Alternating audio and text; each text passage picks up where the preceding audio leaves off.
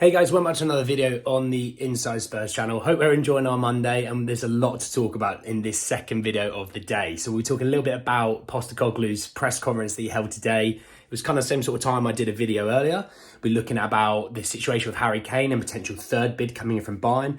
We'll also be looking at the situation of Hoiberg to Atletico Madrid, as well as the update about Edmund Tapsoba. So we're going to jump in a little bit around, first and foremost, the incomings, but then we'll talk about the outgoings, and then obviously talk about the press conference as a whole. So just really quickly, this came out really kind of out of the blue, to be honest, and it only came out really recently, and it said that according to Darren Lewis in the Mirror, he said that Spurs are closing in on signing Van der Ven for around £25 million.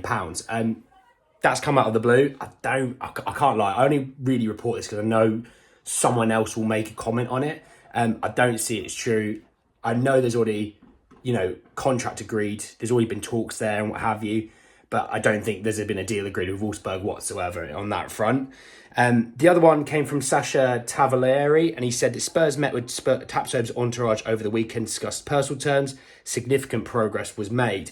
Spurs are set to open talks with Leverkusen with the player. Opening offer of around €30 million. Leverkusen want 50. I kind of assumed it would cost about £40 million, which is, I think it's about 42 million euros. I think it's £50 million. So I was kind of in that ballpark anyway. I think, 40 to 42, maybe £43 million for a centre-back who is the number one target. It should be a no-brainer. I talked about this in a previous video, but it should be a no-brainer. It shouldn't be something that we are fighting over. It shouldn't be the Van der Ven situation that we're fighting over, a few quid. The money's in the bank to not have to scrap over a couple of million. It could be quite invaluable for their progress at Spurs, for their way to embed themselves into the style of play that we want to play this season. So we're changing the style of play, which is a massive thing. It's not something that gets fixed overnight. And the quicker you get people in, the quicker they're going to fit into the system, the quicker the system might work. Don't set the manager up for fail. Set him up for success. Okay? So just really quickly, that was the centre-back update. I'm not going to spend long on it. To be honest, I think like most fans, we're a little bit bored of the situation. I'm not going to dwell on it too much. Talking a little bit about the Hoiberg situation. So this came out from Massimo Moretto, obviously massive publication in the world of football they are. And he said that we'll see if an offer arrives from Atletico for Hoiberg.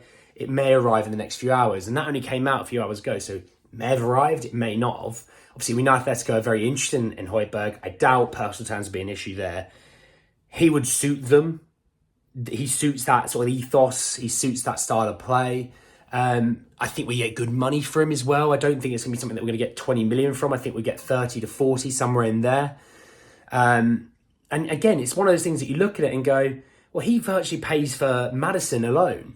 You think Winks, Hoiberg and one other sale would probably cover all of the incoming so far in Vicario, Solomon and Maddison. So then you're looking at, why can't we just go and get two new centre-halves and bring them in and not worry about, Longley has to be one. Longley doesn't have to be one. And like I said, if he was the third one that we were getting, fine, but he shouldn't be the first two. And I think most Spurs fans agree on that. So hopefully we do see a bit of a bid come in. I can't lie. He's Mr. Consistent. He's never going to blow your socks off. He'll always be fit. And that's why I think his value is quite high, because you're going to get a player who's going to be readily available every single weekend to play. I like Hoiberg. Will he ever become... Would you ever say this yourself and sit there on the end of this video and think about it? Do you ever think he would ever kick on to becoming a world-class centre-mid or a really good centre-mid? I personally don't see it. I think he's kind of hit his peak now, and we literally look to cash in. Don't look at second, third contracts. Look to cash in when they're at their peak and earn that money in regards to players like that. Really quick one from Florian Plettenberg about Kane and the Bayern situation. So he said that the Bayern Munich board will meet on Tuesday, tomorrow, to discuss a third bid for Harry Kane. He said there is a line that they have sort of drawn in terms of they will not go above that on the spending on Kane. Well, I hope that line has at least 1 and 2 numbers after it, because you're not going to get anything for less than 100 million, let alone 100 million euros is what the offers are at the moment. I think they're about 40 odd million off, if I'm honest. They're not really anywhere near the ballpark. So we'll see on that one. I'm not going to talk about that too much. I spoke about it earlier. But as much as Tuchel speaks to Kane and board speak to Kane and vice versa, got to deal with Daniel Levy. Got to send the money. If you're not going to send the money, he isn't going. That's quite simple. It's quite an easy one to think about. But anyway, let me get into what I really want to talk about, which was the press conference that he gave earlier today, Postecoglou. He talks about a few things. He made a joke that he had a running bet with some of the other coaches of how quickly a Harry Kane offer was going to come up, or that question is going to come up. He said 6 in. It was 3 in. So I hope he didn't put a lot of money on it because he wasn't winning that bet. But just a few things that really caught my interest was he sort of had a message for the players, and it said, just be open-minded and not be bogged down by expectation and history. We're going to go down a different road, not because it's better, just because it's me and that's what I do. It won't change where we're heading. It might derail it for a little bit, although I won't allow it for it to be too long. And it's about who wants to get on this train so we can get to our destination, which I quite like that. It's a really good way of putting it.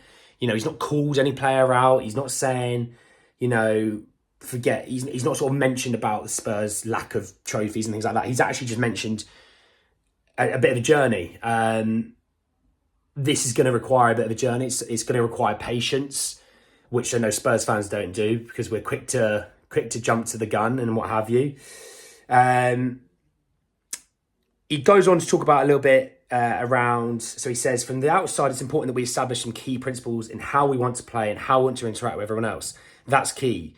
Goals are great, but they can stifle you somewhat. We need to adapt to whatever is ahead of us. You can plan as much as you like, but you've got to be agile. Again, that includes things like day-to-day training, games coming up, transfer markets, contracts, dealing with the board, dealing with the fans.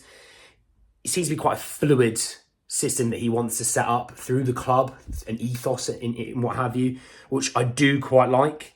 On squad changes, he says, I think in terms of the squad, I think it's fair to say the reason I'm here is because the club are seeking change, which is quite interesting. That usually means a change in personnel. I have to work with the certainties I have and tick off the uncertainties one by one. It may take a little while to see my full squad, but I'm excited about when I can start working with them, which will be this week. It does show that the board do want to have a clear mindset of a retooling rebuild. He's in here to do that in a way, and I like that. Like I said, it's going to be a full change of style of play, how we interact with the club, how the club will interact with us, or starting to at least interact with us, which will be at least something nice. On Kane, he said, I haven't had any insurances. I wouldn't expect any. With these types of situations, you're never dealing with certainties. I can only go with what I know right now. And Harry's part of the squad. I'm looking forward to being back and looking forward to being back and part of the players. Again, we're not going to deal with certainties. Football changes. You know, if Bayern Munich goes under 30 million, I'm not saying they would. I'm not saying that would be more than enough or not enough. I'm saying, but if they said 130 million and that was Daniel Levy's number, then that's a certainty that he would probably go.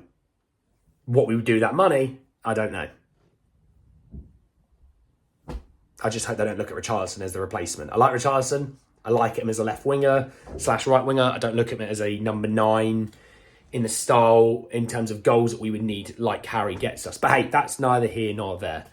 Anyway, guys, that's the end of the video. Drop a like on the video if you did enjoy it. Obviously, in the comment section, what do you think about Ange Postecoglou's first press conference?